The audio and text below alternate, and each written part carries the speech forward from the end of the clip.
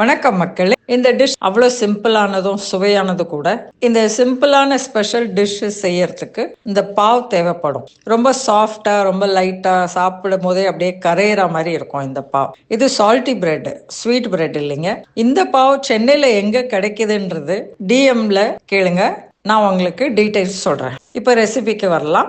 Vegetable கட்டிங்லாம் food ப்ராசஸரில் பண்ணியிருக்கேன். நம்புங்க, இந்த யூஸ் பண்ணிங்கன்னா உங்களோட சமையல் ஒர்க்கெல்லாம் அவ்வளோ ஈஸியாக மாறிடும். வெங்காயம், நறுக்கின தக்காளி, பூண்டு, இஞ்சி, பச்சை மிளகாய், கடைசியில் கொத்தமல்லி, இதையெல்லாம் நல்லா வதக்கிக்கோங்க.